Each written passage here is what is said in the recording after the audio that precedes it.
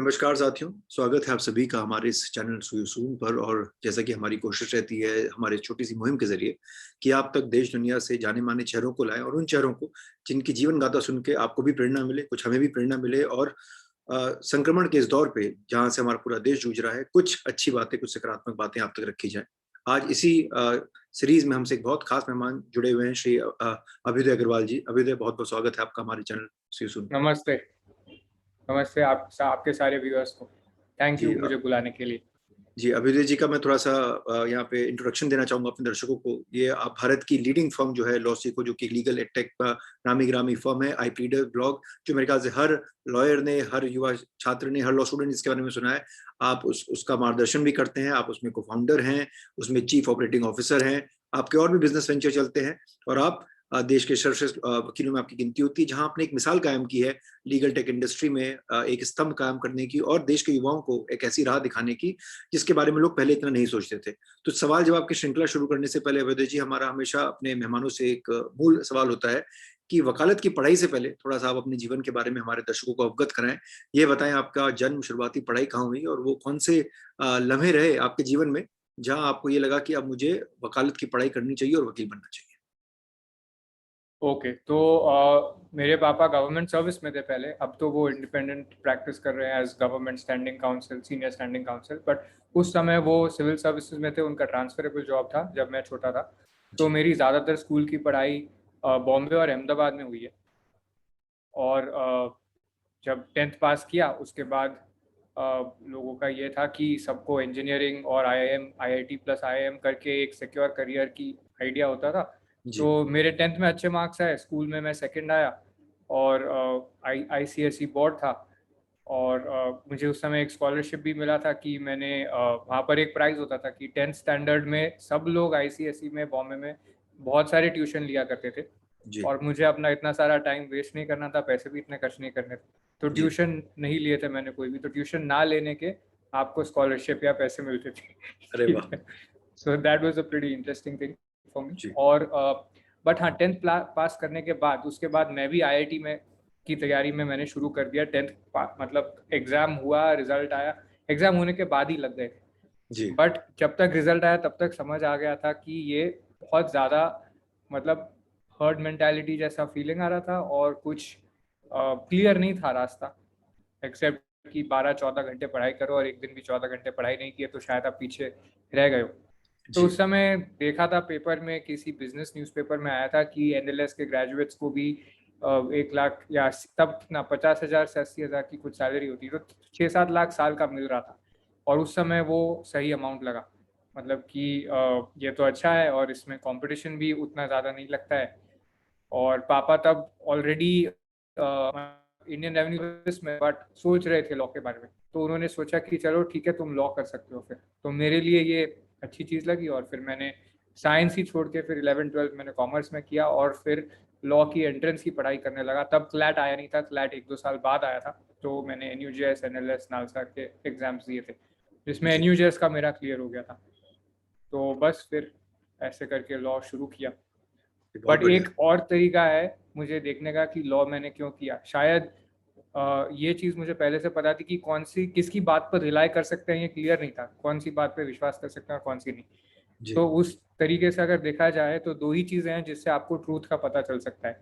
एक है, या तो साइंस आप करेंगे तो आपको ऑब्जेक्टिविटी और ट्रूथ का पता रहेगा। दूसरा चीज़ है, अगर आप लॉ करेंगे तो आप एटलीस्ट अपने डॉक्यूमेंट्स, कॉन्ट्रैक्ट्स और वकालत के ज़रिए ये इंश्योर कर सकते हैं कि कोई झूठ भी बोल रहा है तो एक्चुअली आप उसको मतलब यू कैन, आप उससे अपना, उसका जो ज़बान है वो ऑनर करवा सकें।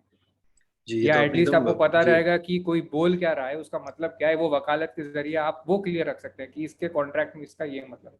तो मेरे ख्याल से ये इसका भी बहुत बड़ा रोल था इस थॉट का। सॉरी आपको कट कर दिया, नहीं, बोलिए। नहीं, नहीं, नहीं, एकदम बहुत बढ़िया आपने बात कही, क्योंकि वो जो डॉक्यूमेंटेड सच और झूठ जो हम वकील लोग करते हैं, एक दस्तावेज़ में जो उसकी हम पूरी पुष्टि कर देते हैं, और आप लोग तो उसमें महारत हासिल, आप लोग इतने कोर्सेज़ वगैरह लॉन्च करते हैं और मार्गदर्शन करते हैं बच्चों का। तो ये आपने 2 बड़ी अच्छी बातें बताई कि कैसे आपने वकालत की जर्नी आपके लिए प्रेरणा सूत्र रही, और आप गुजरात और बम्बई दोनों जगह रहे, आपने बताया। और गुजरात में अगर रहने वाला माना जाता है कि उसका कोई बिज़नेस बेड डिफाइंड अपने आप बन जाता है वहाँ पे। वैसे भी मूलभूत रूप से जो एटलीस्ट जो गुजरात के लोग होते हैं ऐसा कहते हैं कि आपकी बिजनेस की समझ बहुत अच्छी होती है। और Bombay being a financial capital, वहाँ पे भी जो मैंने देखा है, जो वहाँ का जो एक एक कहते हैं ना, the air in Bombay city is about that, you know about businesses, कुछ एक समझ रहती है बच्चों को, एक अवेयरनेस रहती है, मेट्रोपॉलिटन है देश का, फाइनेंशियल कैपिटल है, उससे भी एक जागरूकता बढ़ जाती है जब आप वहाँ रहते हैं। तो क्या उसका भी कुछ इम्पैक्ट पड़ा इन दो शहरों का उस आपकी समय लाइफ? तो ये सब नहीं सोचा था। मुझे लगता है कि उस समय छोटा भी था और उस समय ये सब मैंने सोचा नहीं था कि बिजनेस करना है। जी बट मेरे पेरेंट्स बताते हैं, जब मैं बहुत छोटा था तब मैंने उनको कहीं से सुन के बोल दिया था कि बड़ा होकर मैं इंडस्ट्रियलिस्ट बनूंगा, और मुझे उस शब्द का मतलब भी नहीं पता था। मैं बहुत छोटा था, जी मतलब जी फर्स्ट सेकंड स्टैंडर्ड के भी से भी छोटा था। बट अग्रवाल वैसे हूँ तो अग्रवाल लोग वैसे भी मतलब जी मारवाड़ी बनिया बिजनेस का रहता है। जी बट बॉम्बे और गुजरात में उस समय मैंने वो कल्चर नहीं देखी, बट यस वो परसीव नहीं की वैसे, बट डेफिनेटली वहाँ पर बहुत ज्यादा एंटरप्रेन्योरियल बेंट है। जी जी, आपने बड़ी अच्छी बात की। इस पे हम आगे और चर्चा करेंगे पूरे एंटरप्रेन्योरशिप पे और किस तरीके से आपने अपना जो बिजनेस है, एक मॉडल है, उसको विकसित किया। लेकिन अभी उससे पहले आ जाते हैं आपके एनयूजेएस के कार्यकाल में। 5 साल का कोर्स है, देश के नामी गिरामी कॉलेजेस में इसकी गिनती होती है, one of the most famous national university of our country. और ये आप जरा बताएं अभय जी की ये 5 साल आपके कैसे रहे, क्या क्या आपने वहाँ सीखा बतौर एज अ यंग लॉयर, क्या क्या रोल रहे आपके जीवन में इंटर्नशिप के, आर्टिकल राइटिंग के, या कोई भी और ऐसी करिकुलर एक्टिविटीज? क्योंकि ये बात आपको ही पता, मुझे ही पता, जो दर्शक हमसे जुड़े हुए हैं वो बहुत यंग बच्चे हैं, फ्रेश ग्रेजुएट्स हैं, जो जानना चाहते हैं कि कितना जरूरी होता है इन 5 सालों में, या जो 3 सालों की भी जो हम पढ़ाई करते हैं, इन एक्टिविटीज को कर पाना। किस हद तक आप इसको मुकम्मल कर पाए जब आप वहाँ पे पढ़ रहे थे? उसके बाद फिर मैं आपकी प्रोफेशनल जर्नी पे आऊंगा, लेकिन पहले इन 5 सालों पे मैं आपकी आपके रोशनी डालना चाहता लास्ट आपके प्रश्न के लास्ट पार्ट में मैं सुन नहीं पाया। इंटरनेट हूँ। जी आपके साइड से शायद नहीं है, वो कभी कभी अटकता है, तो जी मैं जी सुन नहीं पाया आपका लास्ट पार्ट। आपने कहा 5 साल के बारे में बताइए, और जी, 5 साल का, और role of internships, article writing या any co curricular activity okay कितनी जरूरी होती है एक यंग लॉयर की लाइफ में, उसकी अहमियत। ओके। तो जी दो तरीके से देखा जा सकता है। जब मेरा शुरू हुआ था लॉ स्कूल, तो फर्स्ट ईयर तो एकदम मैं बोलूँगा मेरे लिए डिफिकल्ट था और स्ट्रगल था, और एकदम नई दुनिया होती है क्योंकि लोग अलग अलग सिटीज़ से आए होते हैं, सब लोगों ने अच्छा किया होता है, सब लोग एकेडमिकली साउंड होते हैं और डेफिनेटली बहुत स्मार्ट होते हैं। तो अगर आप अपने स्कूल के भी टॉपर रहे हैं तो उसका कोई मतलब सिग्नल नहीं है, तो एक ज़्यादा स्कैरी और डरावनी दुनिया लगती है। जी और जैसे ही शुरू हुआ था न्यूजेस, तो बहुत सारे मेरे फ्रेंड्स थे जिनके मतलब लोग अपने स्टेट से उनके सीनियर्स थे, तो वो उनके मेंटर्स बन गए थे। तो इस जी तरह करके फर्स्ट ईयर में ही कुछ कुछ लोग मूड्स में, कुछ लोग डिबेट्स में एक्सेल करने लगे। मैंने डिबेट्स की कोशिश की, लेकिन मेरे को डिबेटिंग में मैंने अच्छे से नहीं किया, और मूड्स में तो मैंने पार्टिसिपेट नहीं कर पाया क्योंकि मैं एकेडमिक्स और मूड्स फर्स्ट ईयर में मतलब सेकेंड वीक से सब शुरू हो जाता था, तो मैं वो सब नहीं संभाल पाया।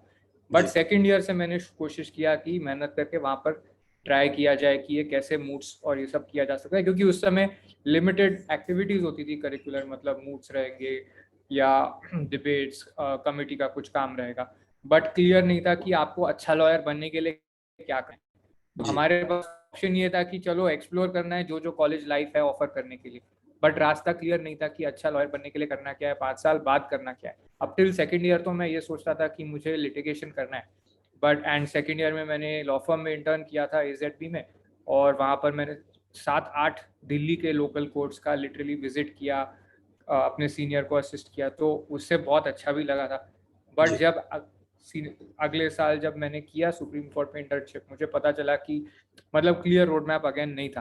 तो मुझे लगा कि अगर एज लिटिगेटर हम चालू करेंगे तो अर्निंग्स वगैरह कैसे अश्योर्ड रहेंगी, और लोगों के पास कुछ फिगर भी नहीं था कि चलो 5 साल में स्टेबल हो जाओगे, 10 साल में हो जाओगे, इतना कमा पाओगे, कुछ क्लैरिटी नहीं था। तो क्विकली बाय थर्ड ईयर मैंने सोचा कि चलो अब जो देखना था कोर्ट्स का वो तो देख लिया, लेकिन प्रैक्टिस तो कोर्ट में नहीं कर सकते हैं, कर सकते हैं तो लॉ फर्म की प्रैक्टिस एटलीस्ट सिक्योर रखेगी। जी तो शुरू वहाँ से हुआ था। बट जब लॉ फर्म में मैंने ज्वाइन किया, उसके बाद जो पता चला, अब लॉ फर्म के लिए भी तैयारी मैंने थर्ड ईयर से शुरू कर दी थी। उस जी समय जो भी समझ आया था, तो विद मूड्स और बहुत सारे ब्लॉग्स बुक्स वो सब पढ़ता था। बट ये प्रॉब्लम हमेशा फील होती थी कि एग्जैक्टली क्या करना होना चाहिए वो कहीं समझ नहीं आता था मुझे। न्यूज़ हेडलाइंस, इंटरनेशनल न्यूज़ और बिजनेस बुक्स वो सब का मुझे पता चल गया था क्योंकि मैं पढ़ता था आउट ऑफ पैशन, बट जी उसमें से करने वाला काम कौन सा है, लॉयर्स क्या करते हैं, वो क्लैरिटी नहीं आती थी। इंटर्नशिप में भी डिस्कस अगर जाता था तो सीनियर्स के साथ लिमिटेड ही डिस्कशन हो पाता था। और जब जॉब ज्वाइन किया तो उसमें तो प्रॉब्लम ये हुआ कि जब मैंने अप्लाई किया 4th ईयर के एंड में रिक्रूटमेंट्स के लिए, तो 3 फॉरेन लॉ फर्म्स के लिए भी मैं शॉर्टलिस्ट हुआ। बट उन लॉ फर्म्स में शॉर्टलिस्ट तो हो गया मैं, और सब लोगों को लग रहा था कि मेरा एक ना एक फर्म में तो हो ही जाएगा। जी बट मेरे को पता नहीं था किस चीज़ में टेस्ट करेंगे। जिन लोगों ने क्लियर भी किया था उनके साथ मैंने मॉक्स भी किए। जी बट और तो मैं कॉन्फिडेंट तो था, लेकिन जब एक्चुअली एग्जाम वो इंटरव्यू हुआ, मैंने एक भी फॉरेन लॉ फर्म क्लियर नहीं की। तब मुझे पता चला कि कुछ गड़बड़ है, और जिन लोगों ने क्लियर किया है शायद उन लोगों ने भी अननोइंगली उनमें कुछ ऐसे ट्रेड्स थे जिसकी वजह से वो क्लियर कर सके, लेकिन मैं नहीं कर सका, और उनको वो पता नहीं था कि उसकी वजह से वो किए। फिर जी मैं गया अगले साल। फिर पहले दिन हमारा 3 मेरे को टॉप लॉ फर्म से पीपीओ मिला, जो पीपीओ नहीं मतलब प्लेसमेंट ऑफर डे 0 पर। जी और एक फर्म फिर ट्राई लीगल का मैंने चूज कर लिया और यहाँ ज्वाइन करना है। बट जब ज्वाइन किया वहाँ पर भी एग्जैक्टली सेम चीज़ की फीलिंग आई कि हमने तो ये सब काम जो यहाँ करा रहे हैं सीखा नहीं था, और ठीक है कर रहे हैं हम, लेकिन अगर करके गलती होती है तो आपने चाहे पिछले रात आप जाग के काम किए हैं, पिछले 1 हफ्ते आप घर नहीं गए हैं, उससे कोई फर्क नहीं पड़ता। जो गलती है वो गलती है, आपको उसको सुधारनी पड़ेगी, डांट पड़ेगी उसके लिए, राइट। तो हमें लगा कि भाई 3 साल तो मैंने इस पर गुजार दिए थे, और अगर मुझे पता होता कि ऐसे करना है तो शायद 3 साल भी नहीं लगते उसको समझने में। क्योंकि जी जब ज्वाइन कर लिया था फर्म में 6-7 महीने में समझ आ गया था कि इस चीज़ को करना कैसे है। जी ठीक है, तो एट द लेवल जिस लेवल पे हम थे, मतलब एसोसिएट के लेवल पर एटलीस्ट काम मतलब समझ आ गया था। तो मुझे लगा कि ये तो और लोगों को भी बहुत प्रॉब्लम हो रही होगी इसमें समझने में, और ये भी लग रहा था कि मैं यही काम कर सकता हूँ 7 साल 10 साल, या मैं कुछ इस एरिया में नया कर सकता हूँ कि हम लोगों को नहीं सीखने मिला, तो अगर कुछ सिखा सकते हैं वहाँ तो शायद फ़ायदा होगा, लोगों को ऐसे नहीं सफ़र करना पड़ेगा। तो उस रास्ते पे चले गए। शुरू में सोचा कॉर्पोरेट से शुरू करें क्योंकि उसमें इंटरेस्ट था, पैशन था। बट जी बाद में यही समझ आया कि लॉयर्स को तो करियर अलग अलग टाइप की लीगल सर्विसेज से करना है, तो कॉर्पोरेट पे क्यों रुके। वो तो अपनी लिमिटेशन हुई, बट उससे हमारी प्रॉब्लम सॉल्व नहीं हो रही है कि लोगों को प्रैक्टिकल इंसाइट्स और गाइडेंस का एक्सेस नहीं है। इसलिए हमने फिर शुरू किया कि जो भी सब्जेक्ट मैटर हो, जो भी एरिया, उस एरिया में हमें फिगर आउट करना है कि ये कैसे हो सके। इसलिए फिर हम इंडस्ट्री एक्सपर्ट्स को भी लाने लगे ऑन बोर्ड। तो एक्सपीरियंस और पेन पॉइंट हमने सहा था, लेकिन सॉल्यूशंस के लिए फिर हम इंडस्ट्री एक्सपर्ट्स को लाने लगे ऑन बोर्ड। जी तो ये मैं थोड़ा सा इस पे रिमाइंड करना चाहूंगा आपकी इस यात्रा को। आपने बताया कि एनयूजेएस में आपने एक करियर प्लान तो बना लिया था, क्योंकि जब आप एक देश के मेधावी कॉलेज में होते हैं जहाँ पे अगर मैं समझूं कि फैसिलिटी हर किस्म की उपलब्ध होती है, गाइडेंस भी है, मेंटरशिप भी है, प्लेसमेंट सेल भी होता है, जो आप भी समझते हैं कि अधिकतर देश के बाकी कॉलेज में थोड़े से इसका अभाव रहता है, नहीं होता। नहीं होता। उसके बाद फिर आपने ट्राईलीगल चुनी, और ट्राईलीगल में आपने तकरीबन 2 या 3 साल आपने बताया कि आपने वहाँ पे काम किया एज अ नहीं, 1 साल कॉर्पोरेट। बिताया था वहाँ। 1 1 साल साल। आपने बताया, तो आपने वहां पे बतौर कॉर्पोरेट लॉयर किया और आपको पेन पॉइंट समझ आया कि यार ये काम ठीक है लेकिन इसमें डिमांड बहुत है। तो इसमें मैं ये जानना चाह रहा हूँ, क्योंकि बहुत लोगों की शिकायत भी रहती है, स्पेशली जो यंग लॉयर्स होते हैं, चाहे वो किसी भी कॉलेज के रिस्पेक्टिव। ये थोड़ा जैसे हमारे देश में आपने भी इस बात को बताया कि जब 10th में अच्छे नंबर आते हैं तो लोग साइंस की तरफ जंप कर लेते हैं, तो लगता है गलती हो गई, क्योंकि एक बहुत एक लर्निंग कर्व और एक क्वांटम लीप उसको हम कहते हैं, ऐसा आ जाता है। ऐसे ही होता है जब आप लॉ स्कूल से जब रियल लाइफ में आप जाते हैं, अग्रसर होते हैं उसकी तरफ, तो एक बहुत बड़ा एक गैप है, क्योंकि लॉ स्कूल में एकेडमिक ज्यादा होती हैं सेम। चीजें, थोड़ा सा फन लाइफ होती है, मजे मजे में निकल भी जाती है, मैं समझता हूँ। लेकिन जैसे आप रियल लाइफ में आते हैं तो एक्सपेक्टेशंस हैं, बिलेबल्स हैं, बहुत सारी चीजें हैं जो आपको क्लाइंट्स को डिलीवर करनी है वगैरह वगैरह।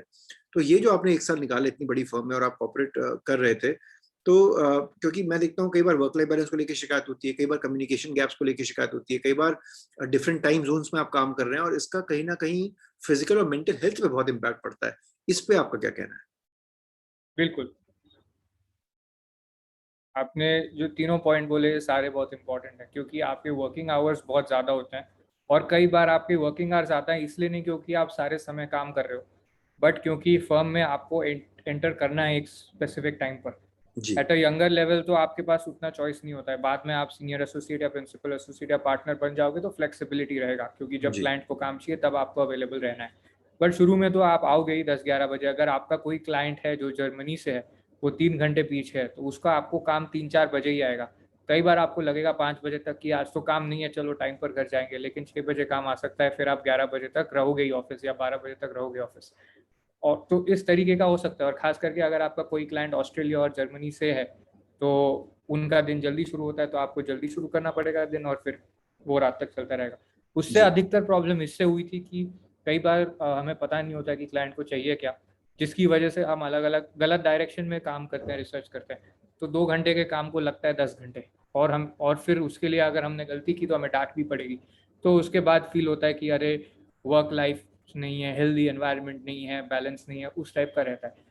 मैंने इसको मैनेज एक ही तरीके से किया उस समय। तो मतलब ग्रेजुएट हुए होते हैं तो कुछ खास डिमांड्स नहीं होता है लाइफ में। तो मैंने सोचा कि अगर मैं हफ्ते में 2-3 दिन जिम जा सकता हूँ और रात को आके 8 घंटे सो सकता हूँ, तो जी, बाकी सब ठीक है, बाकी सब मैं काम में लगा दूंगा। और इतना ही मेरे को एक्सपेक्टेशन है, तो उतना मैनेज करने में तो मुश्किल नहीं हुई थी। ये बहुत अच्छा है, कम से तो कम उस पर आपने अगर कुछ आप वर्क आठ लाइफ घंटा बैलेंस सो आपने अपना सकते हैं मेंटेन और किया। जी, हफ्ते में 3 दिन आधा घंटा से 45 मिनट वर्कआउट कर सकते हैं, तो बाय एंड लार्ज सर्वाइव हो जाएगा। तो जी, वही किया मैंने 10 महीने 10-12। जी। तो इसके बाद फिर मेरे ख्याल से आपने डिसाइड किया एंटरप्रेन्योरशिप की तरफ जाने का, if I am not wrong. Right, आपने अपने राइट। बहुत सारे वेंचर्स लॉन्च किए, उसके बारे में एक एक करके मैं आपसे जानना चाहूंगा कि किस फेज पे आपके लाइफ में आपने क्या क्या किया, ओके। क्योंकि सुपर लॉयर है, आपका आईपीडस है, अटक गया है लॉसिको है। जी, वॉइस। आपको आवाज आ रही है? एक सेकेंड, ये बता क्यों नहीं जी। रहा आपकी बता। तो अवैधी जी, मैं एक एक वो स्टेप जानना चाह रहा हूँ कि सबसे पहले कौन सा आपने बिजनेस वेंचर शुरू किया, क्योंकि आई प्लीडर, लॉसिको, सुपर लॉयर बहुत ही नामी गिरामी आज की तारीख में साइट्स भी हैं, कंपनीज भी हैं। तो कैसे कैसे आपने शुरू किया, क्या क्या शुरुआती आपको दिक्कतें हैं जिनको कहते हैं टीदिंग प्रॉब्लम्स भी हैं? जाहिर सी बात है, एंटरप्रेन्योरशिप का जो कॉन्सेप्ट है हमारे समाज में और स्पेशली लीगल इंडस्ट्री में उस वक्त इतना देखा नहीं गया था। तो क्या प्रेरणा सूत्र रहे आपके, क्या इंस्पिरेशन रही कि एक लॉ फर्म का अच्छा खासा हाई पेइंग जॉब छोड़ के अपना काम शुरू करना, क्योंकि एक बहुत बड़ा रिस्क फैक्टर होता है इसमें, एक लीप ऑफ फेथ भी है। खासकर अगर हम कहें कि भाई अगर हम एक मिडिल क्लास फैमिली से आते हैं, अपना एक हमें बिजनेस वेंचर शुरू करना है, तो इसमें आपकी फैमिली का सपोर्ट रहा या फैमिली का ऑपोजिशन रहा, इन सब के बारे में हमें थोड़ा बताएं, तो एक एक करके फिर आपके तीनों हम कंपनीज के बारे में बात करें। ठीक है। तो मेरे को लगभग 10 महीने मैंने जब काम किया था ट्राई लीगल में, तो उसके बाद मेरे को ये देखना था, क्लियरली दिख गया था कि अब 2 रास्ते हैं, यही काम कर सकते हैं जी, और जो आप बन सकते हैं पार्टनर वो रहेगा। और दूसरा रास्ता था कि जो मुझे खुद अपना करना था, कि अपना खुद का एंटरप्रेन्योरशिप वेंचर स्टार्ट करूँ कि नहीं। 5th ईयर कॉलेज का पूरा मैंने इस चीज़ में बताया, क्योंकि 4th ईयर के एंड में, मतलब 5th ईयर के फर्स्ट डे जॉब लग गया था। तो 1 साल था बाकी जो भी एक्सप्लोर करना है वो करने के लिए। उस समय हमने पूरे समय, मैंने और रामानुज ने, कैलकाटा का लोकल मार्केट में रिस्क मैनेजमेंट, हम कहते थे कि लीगल रिस्क मैनेजमेंट, कैसे कंपनीज को हेल्प करें उसमें। जी, और L&T के एक एक मेजर ऑफिस में, वाशी में उनका ऑफिस है, उनका इलेक्ट्रॉनिक बिजनेस ग्रुप का, वहाँ पर ट्रेनिंग दी थी मैनेजर्स को। तो वहाँ पर हम पूरा मार्केट एक्सप्लोर कर रहे थे, बट कुछ बिजनेस मॉडल 5th ईयर में बन नहीं पाया। जी, ब्लॉग भी शुरू हो गया था, अच्छे से चल रहा था, बट उस समय ऑब्वियसली एक पोस्ट से भी कम आता था दिन में। अभी तो बहुत सारे पोस्ट दिन के आते हैं, जी, बट तो उस समय क्या हुआ कि बिजनेस मॉडल नहीं बन पाया, तो ट्राई लीगल ज्वाइन किया उस समय। बट आफ्टर 10 मंथ्स ये पता चल गया कि ठीक है, चलो इस दुनिया में ये रखा है, अब दूसरी दुनिया में क्या रखा है वो फिगर आउट करना है। एंड उस समय तक हमारा NUJS के साथ MOU एक कोर्स के लिए एग्जीक्यूट हो गया था, जी, बाय द टाइम दैट 1 साल बीता। तो तब मौका मिला कि चलो अब इसमें डाइव करें फुल्ली कि नहीं, क्योंकि उस समय हम स्क्रैच से स्टार्ट करने का, उस समय एटलीस्ट हमें मतलब एक यूनिवर्सिटी या किसी चीज़ का बैकिंग का से फ़ायदा होता उस समय, जी, ये हमारी सोच थी। तो NUJS का जब वो हो गया था साइन, तो उस समय चॉइस आई, तो मैंने सोचा चलो ये ट्राई करते हैं। और मैंने नेचुरली अपने पेरेंट्स को बोला कि मैं ये एक्सप्लोर करना चाहता हूँ। वो बहुत सपोर्टिव थे, बट काफ़ी सालों तक अभी भी आई गेस पूछते हैं पापा, कि उनको लगता था कि मतलब क्या मेरे पास रिग्रेट है कि लॉ फर्म में जाता तो कैसे होता, लॉ फर्म जी, वापस तो नहीं जाना चाहता। इस टाइप के उन्होंने सवाल पूछे थे, तो वो कंसर्न से पूछे थे, बट ही नेवर डिस्करेज, हमेशा इंकरेज ही किया कि जो अपना करना है करो। जी, तो वहाँ से मेरे को पेरेंट्स के साइड से थैंकफुली प्रॉब्लम नहीं आई बिल्कुल भी। और फाइनेंशियल सपोर्ट भी उनका था, तो 2-3 साल मुझे काफ़ी उससे कुशन मिला, तीन जी, साल तक 4 साल तक। उसके बाद then I started to fully grow independent. Because क्या होता है कि जब स्टार्ट कर रहे हो आप अपने पार्टनर्स के साथ, सबका सिचुएशन अलग अलग होता है। तो किसी को चाहिए इस समय कि ठीक है बिजनेस के रेवेन्यू से निकालें, बट जब तक आप अवॉइड कर सकते हो सैलरी लेना या जो भी है, तब तक इम्पोर्टेंट रहता है जी, कि मतलब वो उतना बिजनेस को पुश मिल जाता है। सबसे बड़े चैलेंजेस यही आए कि शुरू में आपका मार्केट एक्सेप्टेंस नहीं है। इन्वेस्टर्स को बोलोगे तो वो बोलेंगे कि इसका बड़ा मार्केट नहीं है, ये तो आपका लाइफस्टाइल बिजनेस है, ये ग्रो नहीं कर सकता है। मार्केट छोटा है, और अगर आप किसी को एम्प्लॉय करने के लिए हायर करोगे तो आप अच्छा कर रहे होंगे, आपके पास सब ठीक होगा, बट आपका बड़ा ब्रांड नहीं है, तो लोग बोलेंगे कि नहीं मैं यहाँ पर कैसे आऊँ। तो जी आपको हायर करने के लिए बहुत ज़्यादा एफर्ट और कन्विंस करना होगा लोगों को आपको ज्वाइन करने के लिए। जो प्रॉब्लम बाद में अगर आपकी थोड़ी सक्सेस हो जाती है, क्रेडिबिलिटी बन जाती है, वो धीरे धीरे थोड़ी थोड़ी डिक्रीज करने लगती है। हायरिंग चैलेंज हमेशा रहता है, बट वो वाला लेवल का एक डिफरेंट चैलेंज होता है। End of course her month आपको, बाकी तो जनरल बिजनेस के चैलेंजेस हैं कि जी ग्रो करना है, अनएक्सपेक्टेड चीज़ें आएंगी। आप सोचोगे मेरा फोकस एरिया एक्स है, बट ABCDEFG सब आते रहेगा आपके प्लेट पर।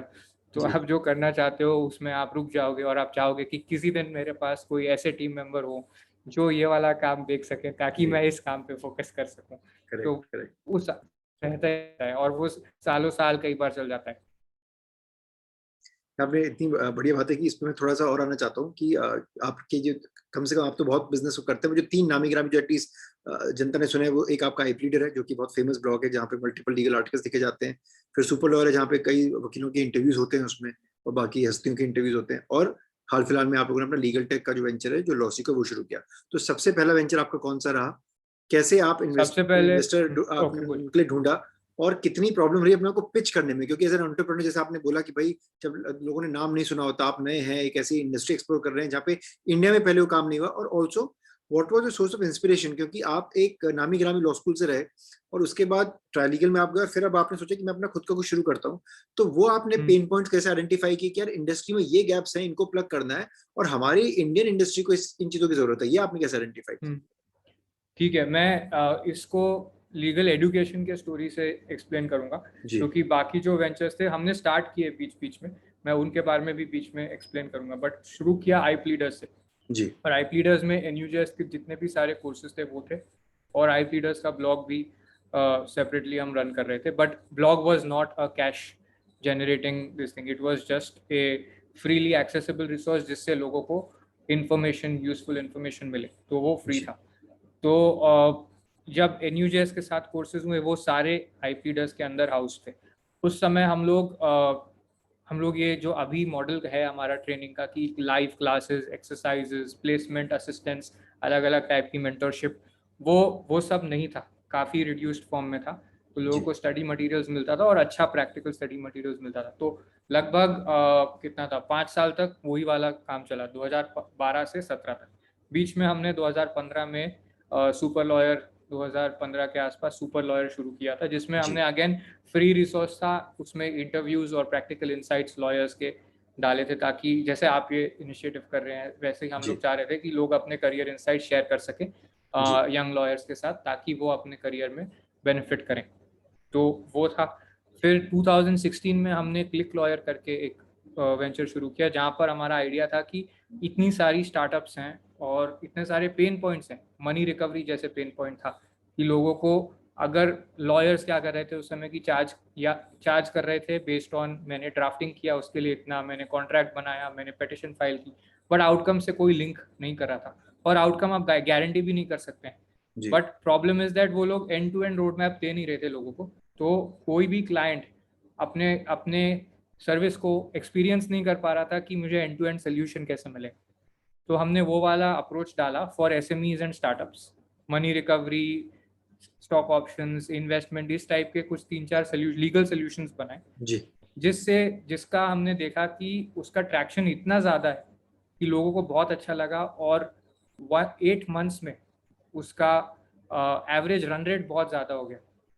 ठीक है, तो हमको लगा कि अरे ये तो बहुत बड़ी अपॉर्चुनिटी है, और उसके लिए आपको लॉयर्स की ब्रांडिंग नहीं चाहिए, मतलब आपको नहीं चाहिए कि आपके पास 10-15 साल का एक्सपीरियंस हो, उसकी ज़रूरत नहीं थी, हमारे पास जी नहीं था तब।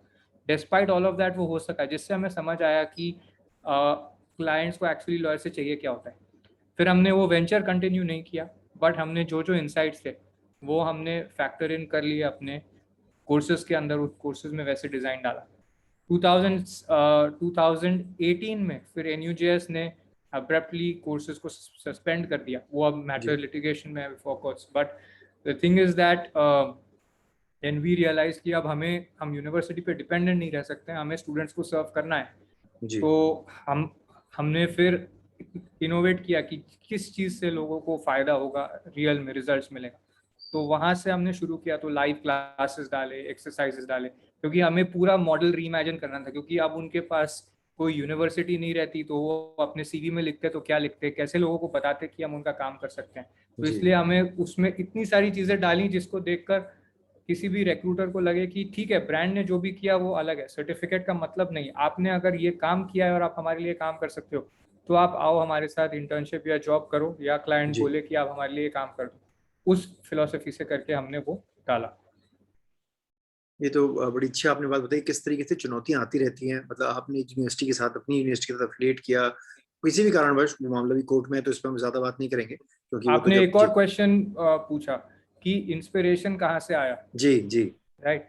सो पहला तो ये था कि ये विजुअलाइज करना था कि हमें अगर एंड अप करना है तो we are not in the law firm. पहले चीज़ है कहाँ नहीं जाना है। ऐसे नहीं है कि लॉ फर्म में कुछ बुरा था, लेकिन ये था कि हमें खुद वहाँ पर नहीं एंड अप करना था। तो वो सबसे पहले कि क्या नहीं चाहिए, उसके बाद क्या चाहिए उसके रास्ते निकलते हैं। तो उस समय मैं एक बुक पढ़ता था, स्टीव जॉब्स की आइकॉन करके बुक थी, जी वॉल्टर आइजैक्सन से पहले लिखी थी किसी ने, बट काफ़ी अच्छी लगी। उससे मेरा इंस्पिरेशन मतलब शुरू के 6-7 महीने चलते रहा। उसके बाद मैंने वाई कॉम्बिनेटर की एक बुक पढ़ी। वाई कॉम्बिनेटर ने एक बुक लिखी है जिसमें फाउंडर्स एट वर्क है। आई थिंक इंडिपेंडेंट ऑथर ने किसी ने लिखी है, but the founders at work एक बुक है जिसमें सेल्स फोर्स, इस तरीके के बहुत सारे जो वाई कॉम्बिनेटर के एक्सेलरेटेड स्टार्टअप्स हैं पुराने वाले, उन सब के डॉक्यूमेंटेड स्टोरीज हैं। तो उसको पढ़ पढ़ के थोड़ा इंस्पिरेशन मिलता रहा अलग अलग इंडस्ट्रीज से, क्योंकि लीगल साइड में ऐसे स्टोरीज नहीं थे उस जी समय of starting up a new venture. तो इसलिए जो स्टार्टअप साइड में है, सिलिकॉन वैली स्टार्टअप्स वगैरह, उनके बारे में पढ़ के उससे इंस्पिरेशन मिलता था। जी जी। ये तो आपने बड़ी अच्छी बात बताई कि और ये जो किताबें आपने मेंशन की हैं, जो हमारे दर्शक भी देखेंगे इसको, मैं उम्मीद करता हूँ आप इन किताबों को पढ़ें। अगर आप एंटरप्रेन्योरशिप में जाना चाहते हैं, किसी भी फील्ड में आप उत्तीर्ण करना चाहते हैं, तो ये किताबें एक बॉलमार्क हॉलमार्क हो जाता है कि आप इनको पढ़िए और इनसे कुछ सीखिए। वेद जी, मेरा अब तो अगला बहुत सवाल, सारी आ गई ऐसी अब तो जी, किताबें। अब तो बहुत सारी हैं। अब तो मतलब हर बंदा उसमें हाँ। लिखे जा रहा है। लेकिन मेरा आपसे एक महत्वपूर्ण सवाल और भी, जब आपने अपना वेंचर शुरू किया, तकरीबन ये आई थिंक दो सेकंड डेकेड की बात 12, है, 2012 में। 2012। जी, तब तक इंटरनेट धीरे धीरे इंडिया में आ चुका था, विकसित हो रहा था, पर उतना फास्ट नहीं था जितना आज की तारीख में है। अब तो 4G के मतलब 5G आ रहे हैं और आप राइट। जूम पे बात कर पा रहे हैं, सब कुछ है। तो ये बताइए, एज ए यंग एंटरप्रेन्योर जो अपना बिजनेस वेंचर शुरू करना चाह रहा है, आज जब मैं आपसे बात करता हूँ तो मुझे लगता है बड़ा सरल रहा होगा, आपने इतनी सारी चीजें अचीव करनी, ऑब्टेन कर लिया, मार्केट में दबदबा है आपका। पर उस वक्त, आज से 10 साल पहले जब आपका ये जर्नी शुरू हो रही थी, तो क्या क्या चैलेंजेस आपके सामने आए? Did you have to actually physically travel to meet people, या सब लोग आपसे फोन में या ऐसे ही ऑनलाइन बात कर लिया करते थे? कितनी दफा आपको मतलब सक्सेस मिली, कितनी कितनी वजह, मतलब मैं डिफीट तो नहीं कहूंगा पर लर्निंग उसको कब कहूंगा, मिला? और एंड वो people actually harsh in terms of, क्योंकि लीगल इंडस्ट्री में जब ऐसा कुछ सुनते हैं, मतलब डिस्ट्रप्शन टर्म जब यूज करते हैं कि you are being industry disruptor, ऐसा कभी पहले हुआ नहीं है, कुछ नई चीज आ रही है, तो लोगों ने आपको प्रोत्साहित किया या हतोत्साहित किया? मतलब कि उन्होंने बोला कि yes we encourage you, please do this, और were they discouraging for young नहीं, एंटरप्रेन्योर्स? आधे समय आप सोचोगे कि अच्छा शुरू से, आधे समय आपको लगेगा कि ये गैप है, इस पर्सन से पूछ सकते हैं, ये गैप फिल होगा। आप जी जाओगे लोगों से बात करोगे कि ठीक है आप ये कर दीजिए, बट आपको पता चलेगा कि या तो वो डिस्करेज कर रहे हैं, या वो काम नहीं कर सकते हैं, या वो जब करते हैं तो आपको जो रिजल्ट चाहिए वो नहीं मिलता है। तो आपको जी रियलाइज होता है कि जो जो चीज़ के लिए आप बाहर जा रहे हो सपोर्ट के लिए, बहुत सारी चीज़ें आपको सेल्फ इंटरनली क्रिएट करनी पड़ेंगी। तो आपको फिगर आउट करना है कि क्या करना है, उसके बाद उसको इंटरनली बिल्ड इन करना है, फिर वो सर्विस प्रोवाइड करनी है। बट ये तो हुआ कि आपके कस्टमर को वैल्यू मिले, बट मार्केट और इंडस्ट्री का रिकग्निशन उससे नहीं आता है। मार्केट में देयर विल बी सीनियर्स जिनको लगेगा कि नहीं you are getting it too easy, उनको ऐसे ही लगेगा ना, वो तो आपको नहीं देख रहे हैं पढ़ते हुए, तो उनको काम कराते हुए जी काम करते हुए, तो दे विल बी स्केप्टिकल, हाँ सस्पिशियस। दे विल से तुमने एक ही साल काम किया है फर्म में, तुम कैसे सिखा सकते हो, तुमको क्या कॉन्ट्रैक्ट ड्राफ्टिंग आती है, कैसे पढ़ा रहे हो। ठीक है, तो उस टाइप का क्वेश्चन वो परपेचुअली आते रहता है, जी। आते रहता था भी। बट जब लोग देखते हैं कि ये इतने इनके लोग सक्सेसफुली स्टूडेंट्स काम कर रहे हैं, तो मतलब टू एन एक्सटेंड वो कम हो जाता है। जी बट ये डेफिनेटली एक्सपेक्ट करना चाहिए कि ये आएगा। मेरा एक एक सवाल और। जी और आपने कहा फिजिकल फिजिकल डेफिनेटली लोग चाहते थे कि मीटिंग हो, और फिजिकल मीटिंग में तब बहुत सारे डिसएडवांटेजेस भी होते थे क्योंकि आप बहुत कम्यूटिंग में टाइम स्पेंड कर रहे हो and many people did not have a very clear agenda कि क्या करना है। आपके पास भी, आप भी सीख रहे हो मीटिंग में कैसे आपको बात करना है, क्या क्या प्रपोज करना है। तो उस समय तो फिजिकली करना पड़ता था। और जब स्टार्टअप शुरू किया तो इमीडिएटली हम लोग, जब लॉ फर्म में थे तब तो we could stay in south Bombay, but उसके बाद इमीडिएटली हम लोग नेरुल में चले गए। वो बॉम्बे का सबब है, सेंट्रल लाइन पे पड़ता है, सॉरी हार्बर लाइन पे पड़ता है। तो मीटिंग्स काफ़ी होती थी जो मेन बॉम्बे में होती थी जी तो उस टाइप का रहता था। और लाइव क्लास वगैरह का इंफ्रास्ट्रक्चर नहीं होता था तब, तो कुछ भी होता था तो गूगल हैंगआउट के वेबिनार पे होता था। वो अराउंड 12 के एंड में या 13 में हमने शुरू किए थे, वो ओकेजनली होते थे, बट इस टाइप का सिस्टम नहीं था जो जूम का है। और फेसबुक वगैरह मार्केटिंग एकदम अलग टाइप का एनवायरनमेंट वहाँ एकदम अलग था उस समय जी जो जी अब है उस अभी तक अच्छा कंटेंट होता था तो फेसबुक में आपको स्पॉन्सर करने की जरूरत नहीं पड़ती थी। अगर बहुत ऑर्गेनिकली अच्छा कंटेंट है तो वो फ्रीली भी बहुत लोगों से शेयर कर सकता था। फिर जी पता चलेगा एक दिन कि अरे हमारे कंटेंट पे अब फेसबुक सिर्फ पेड कंटेंट प्रमोट करेगा, तो आपको पता चलेगा अरे पे करना है। फिर पता चलेगा कि एल्गोरिथम चेंज कर दी गई है, फेसबुक को अपना रेवेन्यू और बढ़ाना है, तो आपको जो जिस कॉस्ट पे आपका जो रीच आ रहा था वो नहीं हो सकता, अब आपको 3-4 गुना और स्पेंड करना है।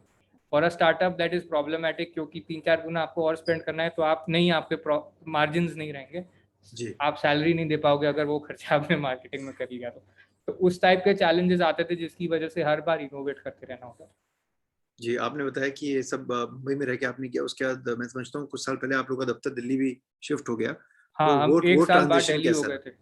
जी वो क्या सोच के आप लोगों ने डिसाइड किया कि अब बॉम्बे छोड़ के दिल्ली आते हैं, और फिर दिल्ली में आके आपका आपका क्योंकि बॉम्बे और दिल्ली कल्चर बहुत अलग कल्चर है, ये मेरा सवाल किस लिए मतलब है क्योंकि हाँ, आपने भी बात देखी होगी कि बॉम्बे में जब आप रहते हैं एक बिजनेस इंडस्ट्री है, एक बिजनेस बेंट ऑफ माइंड है, Delhi is a little more political in nature. तो आपने क्या फर्क पाया when you did this transition, जब आपको मुंबई से दिल्ली शिफ्ट करना पड़ा, and how has being in Delhi helped in growing your business? there was a personal reason for shifting to Delhi. जी And so initially, like, my parents had also invited me to Delhi and we had shifted there. And uh, transition was quite rocky. I had 2 co-founders then and both जी were unwilling, but they accommodated for me. So that was not an easy transition, मुश्किल हुआ काफ़ी। तो around कितने time रहा था, I think around 1 साल तक वो करते रहा था इंक्लूड, क्योंकि हम लोग इंडिपेंडेंटली, फिर हमें ऑफिस 1 साल तक पेरेंट्स का सपोर्ट था कि ऑफिस दे वर फंडिंग जी in Delhi. After that we independently through that, but लोगों का नए सिटी में एडजस्ट करना for a couple of months, my partner staying with me in my house, so lot of adjustments had to be made, business had to be kept running. वहाँ पर सबसे ज़्यादा struggle था। उसके बाद इन टर्म्स ऑफ सिटी उतना ज़्यादा वो नहीं हुआ, डेफिनेटली कल्चर एकदम अलग है, बट वो फिगर आउट हो गया बाद में। एंड जो नेटवर्क था बॉम्बे में that continue to stay, and my partner was more on this on the networking side, तो उसका ट्रैवल होते रहता था वो काफ़ी फ्रीक्वेंटली, दिल्ली, बैंगलोर, सॉरी बॉम्बे, बैंगलोर और बाकी जगहों पर भी जाता था, तो दैट ट्रैवल साइड कंटिन्यू, तो उस सेंस में प्रॉब्लम नहीं हुआ। और बिजनेस का उतना लोकल नेचर था नहीं कि हमें अगर दिल्ली में है तो दिल्ली में ऑपरेट करना है, लोकल लोगों से बात करना है, वो उतना नहीं था। तो इट वाज वैसे भी वो पैन इंडिया टाइप का ही उसका फील था। जी एक सवाल जो लोग मुझसे कहते हैं, और लेकिन मैं आपकी इंडस्ट्री में आपसे पूछना चाहूंगा, जब यंग बच्चे मेरे से पूछते हैं कि sir how to make money in the profession, ये एक बहुत बड़ा सवाल होता है।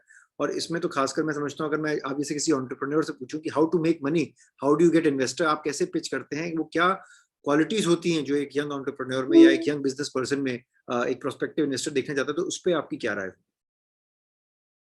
आप एज अ एंटरप्रेन्योर कह रहे हैं या एज अ लॉयर प्रैक्टिशनर कह रहे हैं? नहीं नहीं, एज अ मतलब एंटरप्रेन्योर, एज अ लॉयर मेरे से लोग ये सवाल करते हैं कि भाई प्रोफेशन में हाँ कैसे ब्रेक हाँ, इवन आई करें, गॉट इट। ये मैं आपको ट्रांसलेट हाँ करके कह रहा हूँ एज अ एंटरप्रेन्योर। तो जो यंग बच्चे पूछते हैं कि सर अगर मुझे एंटरप्रेन्योर बनना है तो मैं पैसा कैसे कमाऊं, where do I get my investors from, what do I pitch to them, उसके बारे में आपका क्या सजेशन रहेगा? तो इन्वेस्टर की 2 चीज़ें हैं। एक तो है कि आप जब जा रहे हो इन्वेस्टर के पास तो वो अलग ही डिसिप्लिन से आए। तो हम जब अपनी भाषा में बात करते हैं, हमारे किससे बात करेंगे as lawyers, faculty, peer, student, senior, junior, उनकी भाषा अलग होती है। तो जी अगर आपको किसी इन्वेस्टर को पिच करना है तो उसकी लैंग्वेज एकदम रिलेटेबल बनानी है। प्लस इन्वेस्टर लोगों की एक अलग लैंग्वेज होती है, वो market size, potential, research reports, और उनके नंबर्स होते हैं, कॉस्ट ऑफ कस्टमर एक्विजिशन, वो सब, life time value of customer, तो वो सब चीज़ें थोड़ी समझनी होती है। उसके जी बेसिस पर आप जाके उसको पिच कर सकते हैं। बट ये एक इन्वेस्टमेंट का हुआ कि इन्वेस्टमेंट के लिए कैसे पिच करना है। अब उसमें ये है कि प्रैक्टिस कर करके काफ़ी फ़ायदा होता है, क्योंकि लोग फीडबैक जब देते हैं तो। और मैंने कहीं पढ़ा था इसका कि there was one entrepreneur Malaysia based थे, उन्होंने जब रेज किया फंड्स, उन्होंने खाली डेक से शुरू किया और कुछ बिजनेस मॉडल नहीं था। 116 बार उन्होंने पिच किया, हर बार नो मिला, 117वीं बार यस मिला। और उन्होंने कहा कि बाकी लोग तो कोई इतना करता नहीं है, 3-4 राउंड के बाद रिजेक्शन होता है तो बोलते हैं मेरा पिच नहीं है। बट जी उन्होंने कहा क्योंकि मैंने 117 बार पिच किया और नो कलेक्ट किया, उसकी वजह से मेरे को एग्जैक्टली क्या चाहिए जो फंडेबल हो सकता है, वो चीज़ का पता चला। तो ये मेरे लिए यूजफुल लर्निंग थी। बट हमने इस तरीके का मॉडल नहीं फॉलो किया, जी क्योंकि एजेंट्स अलग है। इसका स्टाइल ये है कि आप कुछ भी स्टार्ट करो, उसमें यूजर्स लाओ। अगर टेक्नोलॉजी ग्रो कर रहा है, आपको मिल जाएंगे लोग फंड करने के लिए। रेवेन्यू नहीं है, प्रॉफिट नहीं है, यूजर्स है तो भी मिल सकते हैं लोग। बट इंडिया में आप वो नहीं रिलाई कर सकते हो। इंडिया में आपको रेवेन्यू और अपने सेल्फ सफिशिएंसी के लिए प्रॉफिट चाहिए, वरना मुश्किल हो सकता है, स्पेशली लीगल एंटरप्रेन्योर हो तो। क्योंकि लीगल एंटरप्रेन्योर हो तो आप, हो सकता है आप फ्लिपकार्ट नहीं बना रहे हो, फ्लिपकार्ट में जी रेवेन्यू आएगा लेकिन लॉस भी आएगा, तो आप इन्वेस्टर को बता सकते हो इसको आप फंड करिए। तो आपको हमेशा अपना वो धंधा स्टाइल वाला करना होगा, वेर यू नो कि दिस इज द, मेरे पास इतना रहेगा ताकि मैं टीम मेंबर्स को अपने बिजनेस के खर्चे, टेक, इस सब के लिए खर्चा निकाल पाऊँ, रेंट के लिए निकाल पाऊँ या नहीं। तो आपको वो ही करना, वैसे ही प्लानिंग करना होगा। अब दूसरा चीज़ है कि सर्विस पैसा कैसे बनाना है। उसमें सिंपल है, जो आपको अगर पेन पॉइंट मिल रहा है कि लोगों की ये प्रॉब्लम है, उसको पूरी तरीके से सॉल्व करना है एंड टू एंड। अगर आपको एक चीज़ आती है लेकिन दूसरी नहीं आती, उससे फ़र्क नहीं पड़ता है, आपको वो भी फिगर आउट करके पूरी प्रॉब्लम सॉल्व करनी है। ऐसे बहुत टाइम तक हम लोगों ने ट्रेनिंग की अच्छी, बट प्लेसमेंट्स नहीं सॉल्व किया। बाद में हमने प्लेसमेंट स्टार्ट किया सॉल्व करना। तो इस तरह कर करके आपको और बड़े प्रॉब्लम्स सॉल्व करते रहना होगा। जब हमने ये सारी प्रॉब्लम सॉल्व करते रहे, हमने देखा कि पैंडेमिक आ गया। पैंडेमिक में जॉब्स तो कम हो ही रहे थे, कुछ भी नहीं कर सकते थे, डोमेस्टिक मार्केट में जॉब्स कम हो रहे थे। तब हमने देखा कि लेकिन एक जगह है जहाँ पर जॉब्स इंक्रीज हो रहे हैं, वो है इंटरनेशनल फ्रीलांस प्रोजेक्ट्स। जी तो हमने सोचा कि वो वाला साइड कैसे लॉयर्स को एक्सपोज करें, क्योंकि टेकीज की सैलरी बढ़ते जा रही थी उस समय, जॉब्स भी बढ़ते जा रहे थे, जी लेकिन लॉयर्स का घट रहा था। तो हमने सोचा ये कैसे शिफ्ट हो सकता है। उसमें प्रॉब्लम ये आती है कि लॉ आपको एक ही कंट्री का सिखाया जाता है, टेक सब जगह सेम है, मार्केटिंग सब जी जगह सेम है, लेकिन लॉ सब जगह अलग है। तो अगर ये प्रॉब्लम सॉल्व करी जा सकती है, तो लॉयर्स के लिए क्या अवेलेबल होगा, हमने ये सोचा। तो उससे हमें नई डायरेक्शन मिली कि अब यहाँ से नेक्स्ट लेवल ग्रोथ के लिए ये वाली डायरेक्शन है। तो आपका आइडिया कभी भी कुछ सालों बाद वो एग्जैक्ट ओरिजिनल आइडिया नहीं रहेगा, वो अडेप्ट होते रहेगा, चेंज होते रहेगा, जी क्योंकि आपको प्रॉब्लम दूसरे दूसरे तरीके से दिखेगी। तो आप कोशिश करोगे कि इसको ऐसे भी सॉल्व कर दें, ऐसे भी सॉल्व कर दें, तो वहां से ग्रोथ आती है। बस सारा खेल जो प्रॉब्लम सॉल्यूशन का है, और सबसे जरूरी है कि प्रॉब्लम आइडेंटिफाई करें, फिर उसका एक वर्केबल सॉल्यूशंस हाँ भी आप प्रपोज कर सके, ताकि जो आपका एंड यूजर या जो आपका कंज्यूमर या जो कस्टमर है उसको बेनिफिट हो। आपने दो बहुत इंपॉर्टेंट चीजें रखी हैं विवेक जी, मैं इस पे भी आना चाहूंगा। आपने इंटर्नशिप की बात की और आपने जॉब्स की बात की, जो सबसे जरूरी दो चीजें हैं किसी भी सेक्टर में, चाहे वो लीगल सेक्टर हो या नॉन लीगल सेक्टर हो। अब क्योंकि आप लोग इतनी मदद करते हैं बच्चों की, अलग अलग कोर्स डिजाइन करते हैं, कोर्स डिजाइन पे मैं बाद में आऊंगा, लेकिन जो इंटर्नशिप और प्लेसमेंट का मुद्दा थोड़ा सा बड़ा है हमारे देश में, इसलिए क्योंकि ग्रेडेशन बनी हुई है लॉ स्कूल्स की। या तो ऐसे लॉ स्कूल हैं जो कि बहुत टॉप नॉच माने जाते हैं, या फिर ऐसे लॉ स्कूल हैं जिनको स्टैंप तो मिल गया लॉ स्कूल खोलने का, पर वहाँ पे फैकल्टी की कमी है, या उनका जो ढांचा नहीं बना हुआ, बहुत सारी किस्म की प्रॉब्लम आती है। मशरूमिंग हो गई लॉ स्कूल्स की, जो 5 ईयर का कोर्स है, और इसकी वजह से बार काउंसिल ऑफ इंडिया ने कुछ साल पहले इस पे अभी फुल स्टॉप लगा हुआ है कि भाई अभी आप रुक जाइए, बहुत ज्यादा लॉ स्कूल खुल रहे हैं देश भर में। तो इतने बच्चे आप लोगों से जुड़ते हैं, आपसे मशवरा मांगते हैं, आपसे मेंटरशिप और गाइडेंस लेते हैं। इसके बारे में मैं आपका ये मत जानना चाहता हूँ कि जो पहली प्रॉब्लम तो इंटर्नशिप की, कि इतना कंपटीशन हो गया मार्केट में, लेकिन जो एम्प्लॉयर जो क्राउड है वो अभी भी लिमिटेड पूल है, वो ऐसा नहीं कि उसमें एक्सप्लोजन हुआ है। तो कैसे जो बच्चे किसी भी चाहे tier 2 tier 3 top tier city से आते हो या टॉप टीयर लॉ स्कूल से आते हो, उनके लिए आप क्या टिप्स और एडवाइस रखना चाहेंगे कि how to crack an internship, how to find internship, क्योंकि यही आगे जाके वो नींव बनेगी उनको एक अच्छा जॉब दिलाने की। एक तो ये सवाल हो गया। दूसरा, पैंडेमिक क्योंकि चल रहा है 1.5 साल से, आपने भी बताया कि सही आपने आइडेंटिफाई किया कि वाकई बड़ी कमी है जॉब मार्केट में। और ऐसे अनलाइक इवन कॉर्पोरेट और टेक, जहाँ पे एक यूनिफॉर्मिटी है वर्ल्ड ओवर, लॉ में नहीं, law is driven by society, culture, too many factors तो उसके लिए जो बच्चे अभी घर में बैठे हैं, जिन्होंने इंटर्नशिप भी की, ऑनलाइन कोर्सेज भी किए, ई सर्टिफिकेट्स भी किए, कायदे से वेबिनार भी अटेंड किए, लेकिन अभी बेचारों के पास जॉब नहीं है, उनके लिए आपका क्या सजेशन है? तो हम लोग दो चीजें बोलते हैं। एक चीज आपने जैसे कही, एक बात की मार्केट जिस वेलोसिटी से लॉ स्टूडेंट्स हैं, जितने ज़्यादा लॉ स्टूडेंट्स हैं उतनी ज़्यादा ज़रूरी नहीं है इंटर्नशिप्स और जॉब्स हो लोकल मार्केट में। प्लस पैंडेमिक के आने से सब लॉयर्स कंफर्टेबल नहीं है रिमोट वर्किंग से। टेक कंपनीज में ये ज़्यादा फास्ट हो रहा है। तो हमने इसका एक ही चीज़ कहते हैं, हम हमारे बूट कैंप्स में भी ये कहते हैं कि आपको दो ट्रेंड्स के बारे में जानना है। एक ट्रेंड ये है कि जो इंडियन सॉफ्टवेयर कंपनीज हैं, इंडियन सैस स्टार्टअप्स, इनके बारे में बेन एंड कंपनी है, ऐसे इंटरनेशनल मतलब रिसर्च हो चुकी है कंसल्टेंसी ऑर्गेनाइजेशन से, जिसमें कहा गया है कि इंडियन स्टार्टअप्स जो आज छोटी हैं रिलेटिवली, वो बहुत मतलब they are poised for global dominance. 2022 they will have 30% of global market share. Okay, तो आज जो आपको लगता है लोकल टेक कंपनी छोटी है, वो कल ग्लोबल कंपनी बन सकती है। तो हम लोग लॉ स्टूडेंट्स को बोलते हैं कि आपके पास बहुत इंपॉर्टेंट है ट्रैक रिकॉर्ड बनाना। ट्रैक रिकॉर्ड बनाने के लिए एक तो स्टार्टअप्स एंटरप्रेन्योरियल होते ही हैं, वो लोग रिमोट काम करते भी हैं, तो वो एज अ लॉयर आपके साथ रिमोट काम करने के लिए तैयार हो जाएंगे। आपको शुरू में पैसे की इंपॉर्टेंस नहीं होनी चाहिए, ट्रैक रिकॉर्ड की होनी चाहिए, काम आप करके दो। प्रॉब्लम खाली वही है कि अगर आप सेम मेंटालिटी से जाओगे जब आप नॉर्मल लॉ इंटर्नशिप में जाते हो कि हमें लॉयर सिखाएंगे, सीनियर सिखाएंगे, तो वो स्टार्टअप के साथ फंक्शन बिल्कुल नहीं करेगा। लॉयर के साथ भी फंक्शन नहीं करता है, वो लोगों को रियलाइज हो जाता है। स्टार्टअप में भी वो बिल्कुल फंक्शन नहीं करेगा, क्योंकि वहाँ पर एंटरप्रेन्योर वांट्स के लिए आप लॉयर हो, उसके भले ही आप लॉ स्टूडेंट हो सेकेंड ईयर के, उसके लिए आप दुनिया के सबसे बड़े लॉयर के बराबर हो। ठीक है, तो आपको उसको सोल्यूशन देना है। अगर आप इस काबिल हो कर सकते हो अपने आप को, तो आपके पास ट्रैक रिकॉर्ड बनने लगेगा पहले से। और लेटर ये आप चाहे किसी भी सीनियर लॉयर के साथ इंटरव्यू करो या किसी भी लॉ फर्म के साथ इंटरव्यू करो, कभी भी ये कहानियाँ अपने काम की, अपने सक्सेस की, आप उनको अपने चैलेंजेस की सुना सकते हो और इम्प्रेस कर सकते हो इस तरीके से जो किसी और ने नहीं किया। दूसरा चीज़ हम उनको कह रहे हैं कि इस समय मार्केट में रिमोट वर्क इतना ज़्यादा अवेलेबल है, आपके पास अगर अभी ऑप्शन नहीं है, पैसे नहीं है, तो भी आप नॉन लीगल टास्क जैसे proof reading, article writing, voice over work, virtual assistant का काम, इस टाइप का काम करके आप इतना कमा सकते हो कि आप अपना नॉर्मल स्टाइपेंड अर्न कर सको लोकल पेड इंटर्नशिप से ज़्यादा। और उससे आप इतना भी कमा सकते हो कि आप अपने जिन कोर्सेज को आप चाहते हो उनमें इन्वेस्ट करके higher value legal skills acquire करो। फिर जितना कॉम्प्लेक्स स्किल आपको आता है, जितना एडवांस स्किल आता है, उतना ज़्यादा आप डिफिकल्ट काम करके उतना ज़्यादा कमा सकते हो। तो इस चीज़ को करने से आप शुरू करते हो नॉन लीगल स्किल्स के साथ, बट उससे आप जो कमाते हो उसको आप सीख कमा कर आप कंटिन्यू कर सकते हो वैसे ही काम, या उसको री इन्वेस्ट करके आप एडवांस स्किल्स सीख के और एडवांस और ज़्यादा वर्क एक्सपीरियंस ले सकते हो by doing remote projects.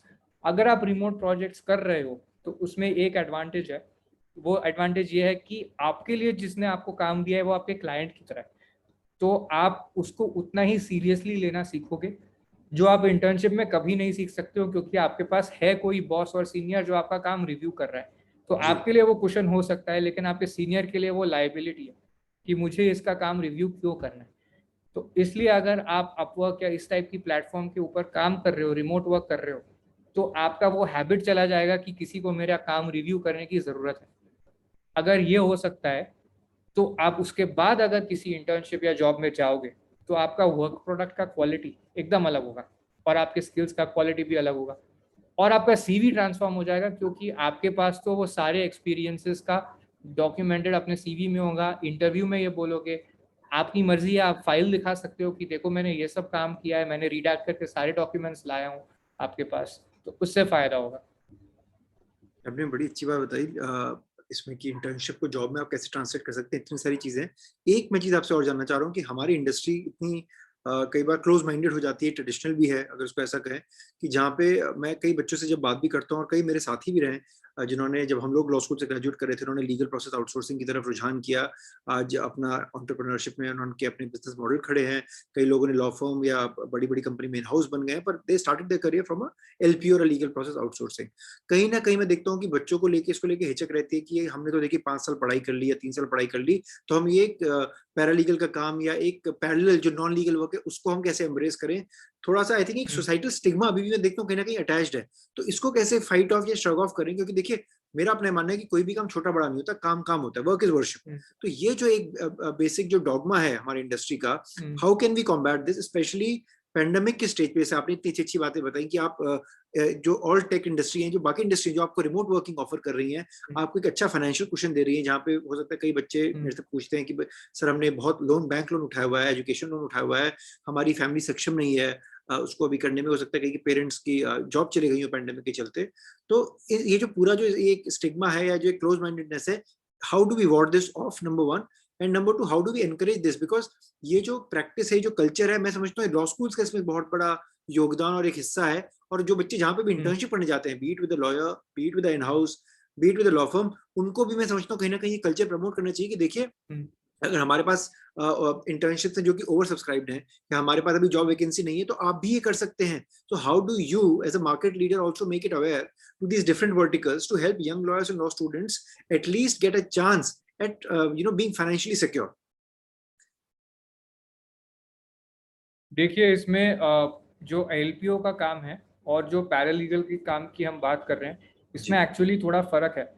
LPO तो सिर्फ अगर दो टाइप के एलपीओ हैं, एक तो हो सकता है किसी इंडियन एंटरप्रेन्योर ने स्क्रैच से बनाया है and it's a scaled up model, तो वो एक टाइप का काम लेंगे, बड़ा प्रोजेक्ट लेंगे और उसको छोटे छोटे पार्ट्स में ब्रेक डाउन कर देंगे और हाइपर सिंप्लीफाई कर देंगे वो, ठीक है। तो वो बिल्कुल असेंबली लाइन काम हो जाएगा, ठीक है। अब प्रॉब्लम जो लॉ स्टूडेंट्स को फेस हो रही है वो यही है कि इस असेंबली लाइन काम को करके हम अंदर तो ग्रो कर देंगे, but as lawyers how are we growing in the profession, how are we growing, ठीक है। वो क्वेश्चन लेजिटिमेट है, उसको हम कुछ कह नहीं सकते क्योंकि आपके पास कोई ऑप्शन नहीं है, तभी आप वो काम कर सकते हो। बट पैंडेमिक के बाद जो रिमोट फ्रीलांस वर्क का जो ट्रेंड है वो पैरालीगल वर्क से बहुत अलग है, क्योंकि क्या हुआ है कि हर टाइप का लॉयर और हर टाइप का क्लाइंट ऑनलाइन अब सोल्यूशंस के लिए ढूंढ रहा है टैलेंट को। क्योंकि यूएस में अगर आप देखोगे, एग्जाम्पल लेते हैं, यूएस का एग्जाम्पल मैं इसलिए ले रहा हूँ क्योंकि अगर कुछ स्टडीज हैं नेट पर आपको दिख जाएंगी, आईबिस वर्ल्ड की हैं, ग्लोबल अगर लीगल मार्केट उन्होंने $800 बिलियन पे पैक किया है, जिसमें यूएस लीगल मार्केट है $320 बिलियन पे।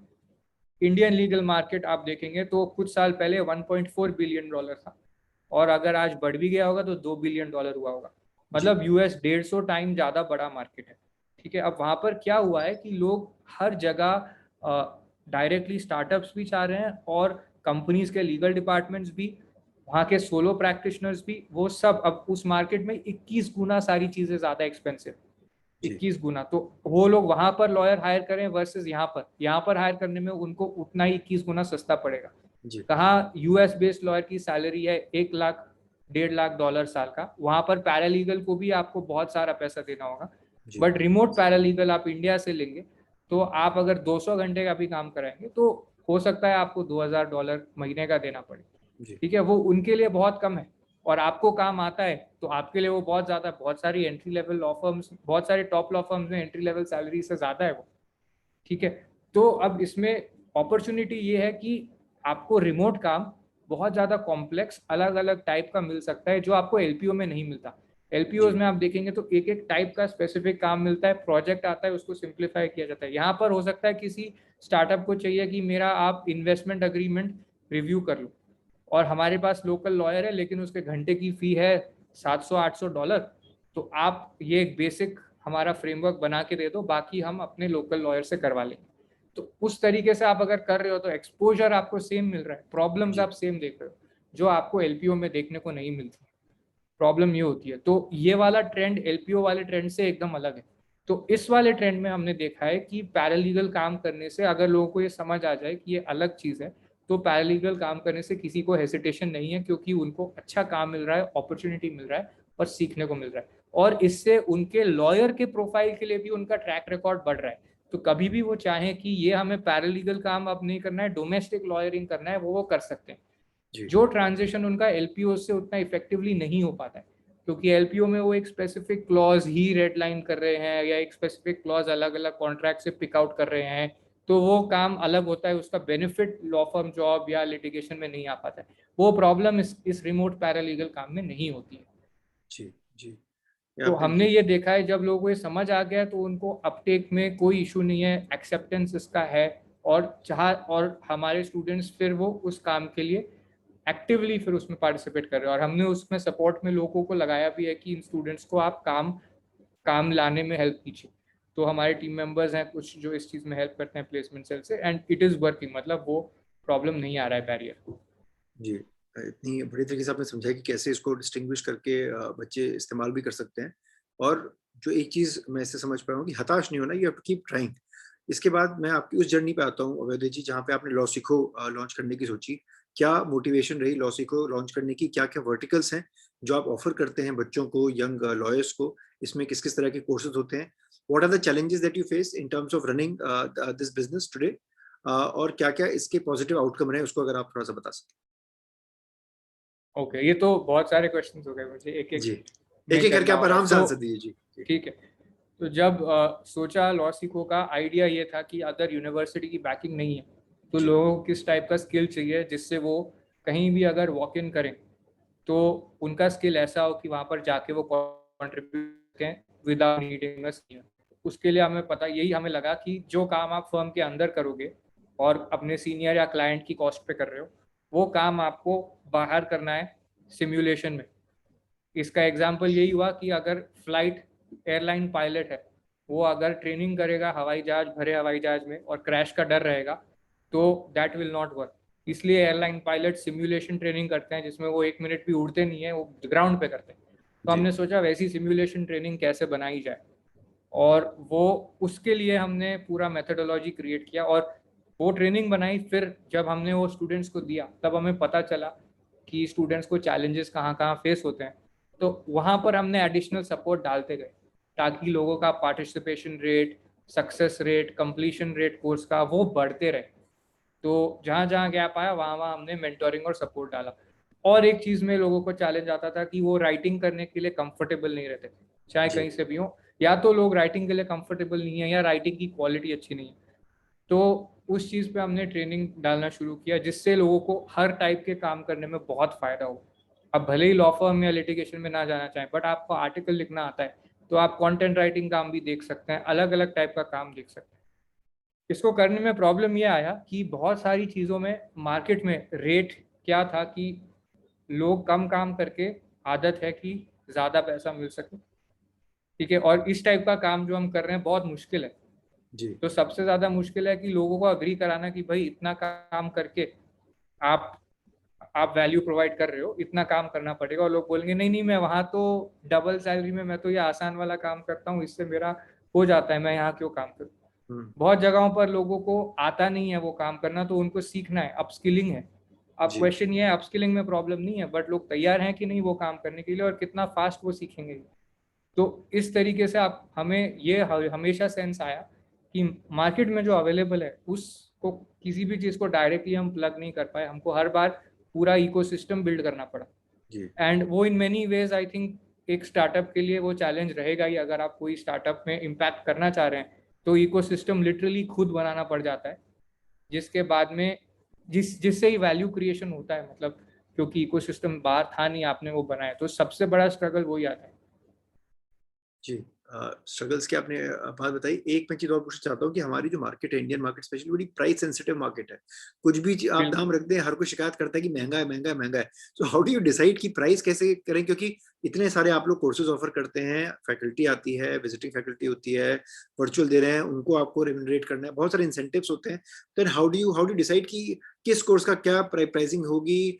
आपके टारगेट ऑडियंस कितने होंगे? इसको कितना लेवरेज मिलेगा? How do you decide on those parameters? I think price का सबसे इम्पोर्टेंट मेट्रिक है कि आप क्या लोगों को 10 गुना वैल्यू दे सकते हैं। जी, तो आपको वो मेजर करना है, क्योंकि अगर आप बोलेंगे इस कोर्स का प्राइस 10,000 है और आप 10,000 का वैल्यू मिल जाएगा, तो एजुकेशन में तो लोग नहीं आएंगे आपके पास। जी। बट हाँ, 10,000 दे के 1 लाख 2 लाख मिल जाएगा तो आएंगे। तो आपको वो प्रॉमिस नहीं कर सकते, लेकिन अगर आप प्रोवाइड नहीं कर सकते हैं वो तो अगर आपने वो प्रॉमिस किया है तो प्रोवाइड करने का मशीनरी भी रखना होगा जी तो it boils down to that. अब आप वो प्रॉमिस कर देंगे और आपको मशीनरी रेडी रखना है कि लोगों को वो वैल्यू डिलीवर हो जाए। और बहुत बार ये मार्केट प्राइस सेंसिटिव डेफिनेटली है एंड बट लोगों को अगर विश्वास है कि उनको वो सक्सेस मिल रहा है तो उनका नुकसान नहीं है। तो बहुत सारे लोग वो अग्री करेंगे कि ठीक है, अगर आप 50,000 चार्ज करके हमें 6 लाख का फायदा करा रहे हो तो क्या प्रॉब्लम। और अगर किसी को ये स्किल आ गई कि कोई अगर ये सोचता है कि मैं तो पैसे नहीं कमा सकता, मुझे टॉप जॉब नहीं मिल सकती, वो सोच रहा है और महीने में अगर एज अ लॉ स्टूडेंट 15-20 हज़ार कमाने लगे फ्रीलांस प्रोजेक्ट करके, तो उनके लिए तो मतलब पूरा ओपन होराइजन है, जी जो चाहे अचीव कर सकते हैं। तो that is where the opportunity is. So question largely I think price से ज्यादा बड़ा क्वेश्चन है वैल्यू कौन सी देनी है, कैसे देनी है।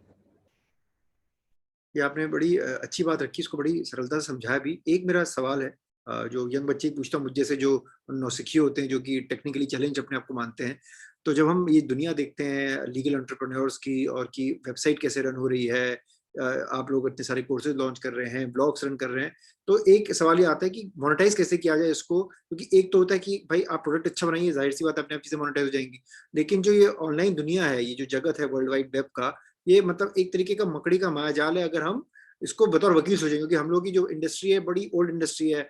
आपने देखा ही होगा अभी पैंडेमिक में भी वर्चुअल कोर्ट्स को कितनी प्रॉब्लम आ रही है काम करने में, हर जगह डिजिटाइजेशन अडॉप्ट नहीं हो पा रही है, एम्ब्रेस नहीं कर पा रहे लॉयर।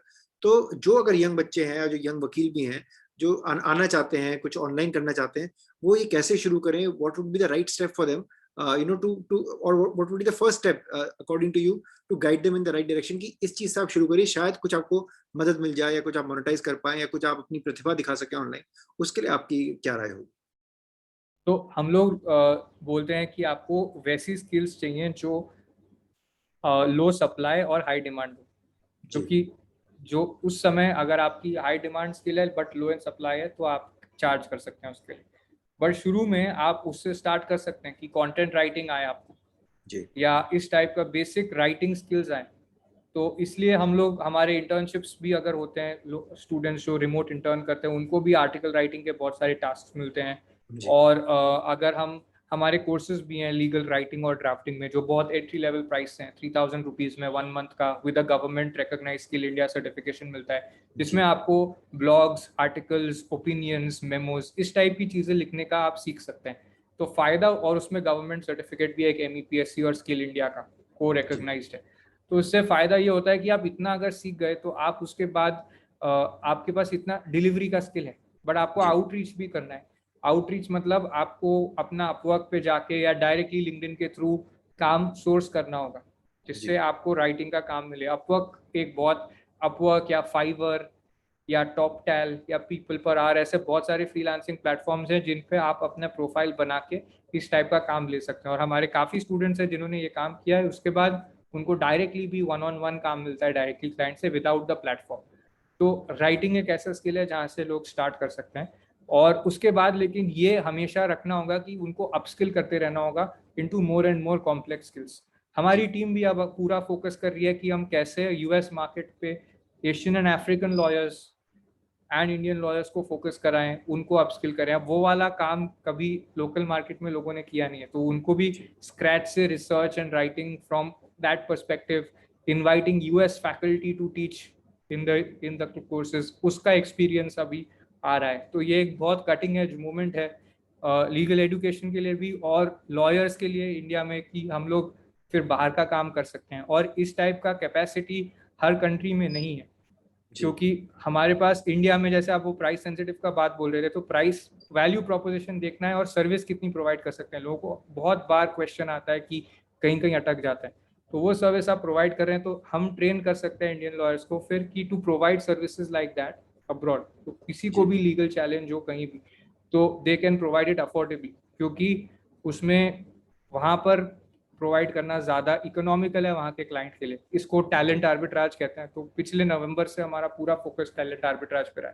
तो बेसिक ये है कि राइटिंग सीख के उसको यूज करके अपना आउटरीच करके प्रोफाइल बना के कुछ बेसिक वो कमा लें, उसके बाद reinvest in higher order skills, जिससे क्या होगा कि वो ऑल राउंड सिक्योर हो जाएंगे, चाहे डोमेस्टिक जॉब में जाना है, चाहे फॉरेन जॉब में फॉरेन काम करना है फ्रीलांसर बेसिस पर, किसी भी चीज का काम करना है या लिटिगेशन ही क्यों ना करना हो, जी बट उनको ये टेंशन नहीं रहेगा मुझे सक्सेस कब मिलेगा, क्योंकि मेरे पास जो नेसेसिटीज हैं उससे ज्यादा ही मेरे पास पार्ट टाइम काम करने से आ रहा है। तो अब मैं लिटिगेशन में अपना फुल माइंड पीसफुली इन्वेस्ट कर सकता हूँ and I am in for the long term. जी जी। नहीं, आपने बड़ी अच्छी बात बताई, इतनी सारी आपने वेबसाइट्स के बताया अपस्किल, और एक दो आपने और बताया कि उसमें जाके आप देख सकते हैं, अपने आप को प्रमोट करने की भी कोशिश कर सकते हैं अगर आप काम ढूंढ रहे हैं, आपको काम की खोज है। एक मेरा पेनल्टीमेट सवाल इससे आपसे है before we close the session, कि हमारे इंडिया में दो तरह के लीगल कोर्स ऑफर होते हैं, एक 3 ईयर है, एक 5 ईयर है। और जिस तरीके से आपने भी देखा है पिछले एक दशक में, जब से आप लीगल टेक और इंडस्ट्री के साथ जुड़े हुए हैं, कि किस तरीके से टेक्नोलॉजी ने काफी चीजें बदल दी हैं और काफी फास्ट पेस कर दी हैं। आपको लगता है going forward will still need 5 year law education या 3 ईयर लॉ एजुकेशन, या सिर्फ 2 साल में काम हो जाएगा वकालत का पढ़ के? हमने इस चीज पे तो गौर नहीं किया है कि कितना साल लगता है to have all the education, because 3 साल या 5 साल आप दोनों ही कर लीजिए, उसके बाद भी लोग स्ट्रगल तो इस चीज पे कर रहे हैं कि क्लाइंट कैसे लाना है और क्लाइंट को सर्व कैसे करना है और जॉब कैसे पाना है। तो वो जी वाली प्रॉब्लम तो 3 साल और 5 साल वाले कोर्स ने भी नहीं सॉल्व की। जी लेकिन जब स्टूडेंट्स वो काम कर रहे, वो कोर्सेज कर रहे होते हैं 3 साल या 5 साल का, उसके बाद अगर हम लोग उनको कुछ समय तक असिस्ट कर सकते हैं, तो हमने देखा है कि ये प्रॉब्लम को सॉल्व करने में बहुत ज्यादा टाइम नहीं लगता है। जी मतलब जी डिपेंडिंग ऑन स्टूडेंट कहाँ तक पहुंचा है, ये 3 से 6 महीने से 2 साल में कभी भी ये प्रॉब्लम सॉल्व हो जाती है यूजुअली, हमने ये देखा है। बट पूरा एलएलबी सिस्टम अगर डिसमेंटल करके ये स्किल्स कितने टाइम में प्रोवाइड हो सकती हैं, हमने ऐसे अभी तक सोचा कि एलएलबी चाहिए आपको डिग्री, तो कुछ भी जी होगा तो सनद तो रहेगी रहेगी, जी वरना जी तो जी कोई काम शुरू नहीं हो सकता। तो उस तरीके से हमने सोचा नहीं है, बट प्रॉबेबली अगर एफिशिएंट किया जाए तो 2 साल में ये काम हो सकता है। किसी को जी स्क्रैच से सब काम सिखाना 1-2 साल के इंटेंसिव कोर्स के जरिए शायद हो सकता है, बट मैं इस बारे में ज़्यादा बोलना नहीं चाहूँगा, क्योंकि I don't consider myself to be an expert on की लॉयर कब एलएलबी कैसे पूरा हो गया, क्योंकि हमारा डायरेक्शन ही वो नहीं रहा है। उसमें जी बहुत सारा कंप्लायंस यूजीसी का, बार काउंसिल का है, और हमारा फोकस रहा है इनोवेटिव साइड में कि लोग वो तो हो रहा है, अब उसके जी ऊपर क्या डालना है जिससे लोग अपना काम कर सकें। जी। बहुत बहुत धन्यवाद अभ्युदय जी, आज आप हमसे जुड़े, इतनी अच्छी अच्छी आपने बातें बताई कि कैसे ब्रिक बाय ब्रिक आप भी कोशिश कर रहे हैं समाज में कंट्रीब्यूट करने की, बच्चों की लाइफ में एक पॉजिटिव चेंज लाने की, उनको उनका मार्गदर्शक बनने की, उनको सही रास्ता दिखाने की। जो हमारे दर्शक देख रहे हैं, एक बार फिर से आपको बता दूं कि लॉ सीखो के आप को फाउंडर अभ्युदय जी से आज जुड़े हुए हैं। अगर आपको कोई भी मेरे ख्याल से डाउट हो, क्वेरी हो, अभ्युदय जी लिंक्डइन पे बहुत एक्टिव रहते हैं, स्टूडेंट लाइफ में बहुत वो मेंटरशिप करते हैं बच्चों की, तो आप कभी भी उनसे जुड़ के उन तक पहुंच सकते हैं। अगर आप उनकी वेबसाइट है, लॉसिको है, आईपीटर है, आप उसको गूगल करके उसका पता लगा सकते हैं। और इस प्रोग्राम को समाप्त करने से पहले, जैसा कि हमारा एक कस्टम है अभ्युदय जी, हम हमेशा क्लोजिंग कमेंट्स मांगते हैं अपने गेस्ट से फॉर द यूथ। और जब मैं यूथ कहता हूं तो मेरा मतलब सिर्फ यंग लोगों से नहीं है, मेरा मतलब उनसे भी है, वो people who are young in mind and young in heart. तो उनके लिए जरा दो शब्द कहें। मुझे खाली ये लगता है कि ये बहुत इंटरेस्टिंग टाइम है और हमारे पास ये मौका है कि पैंडेमिक के नेगेटिव साइड कॉन्सिक्वेंसेस तो सभी भुगत रहे हैं, बट जी उसके पॉजिटिव रैमिफिकेशंस को एक्सप्लॉइट करने का एक मौका है हमारे पास, जो हम सब यूज़ कर सकते हैं। इंटरनेट प्लस पैंडेमिक के पॉजिटिव रैमिफिकेशंस प्लस लॉ, क्योंकि लॉ एक ऐसी चीज़ है जिससे लोग दुनिया भर में डरते हैं, जी राइट? तो क्लाइंट्स को सर्विस प्रोवाइड करने का बहुत अनोखा मौका है इस समय, जी इस जो लिटरली शुरू हुआ है 2020-21 से ही, और इसका रनवे रहेगा अगले 5 से 7-10 साल रफली। इस समय जो लोग सक्सेसफुल होंगे इस अपॉर्चुनिटी को एक्सप्लॉइट करके, उन लोगों का एक अलग ही करियर बनेगा, और हो सकता है 2040-2050 में हम पढ़े उन लोगों ने कैसे अपना जी सक्सेसफुल करियर एस्टैब्लिश किया था। जैसे आजकल हम जो बड़े बड़े लॉ फर्म्स के मैनेजिंग पार्टनर्स हैं या सीनियर एडवोकेट्स हैं, उनकी कहानियां सुनते हैं, उस समय हो सकता है हम उन लोगों की भी कहानियां सुने जिन्होंने पैंडेमिक में अपने नए स्क्रैच से करियर शुरू किए और मात्र 10 साल में एक इनक्रेडिबल लेवल ऑफ सक्सेस को अचीव किया। तो यही मौका है हमारे पास इसको यूज करने का, इस एडवांटेज को। जी, इतनी अच्छी आज आपने बात कही कि इस मौके को गंवाएं नहीं, देखें कि एडवर्सिटी में आप अपॉर्चुनिटी कैसे ढूंढ सकते हैं। और पैंडेमिक एक ऐसा ही अनफॉर्चुनेटली इवेंट हुआ है हम सबकी लाइफ में, लेकिन इसके साथ अगर आपके घर में इंटरनेट है, आपके घर में इलेक्ट्रिसिटी आती हो, आपके पास एक लैपटॉप, स्मार्टफोन या कंप्यूटर हो, उसका प्रयोग करें। सूचना प्रौद्योगिकी की इस क्रांति को अपने जीवन में लाएं, उसका सही इस्तेमाल करें, तो आप आसमान को छू सकते हैं। स्काई इज द लिमिट, जैसा कि कहा जाता है।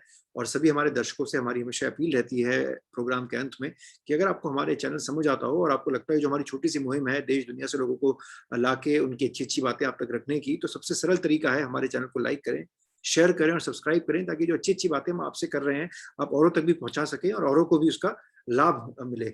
इसी के साथ अवधि जी, आज आपसे परमिशन चाहेंगे और बाकी सब दर्शकों से हम अपने अलविदा लेते हैं। Until next time, see you soon. धन्यवाद। Thank you everybody. Thank you Jayant ji.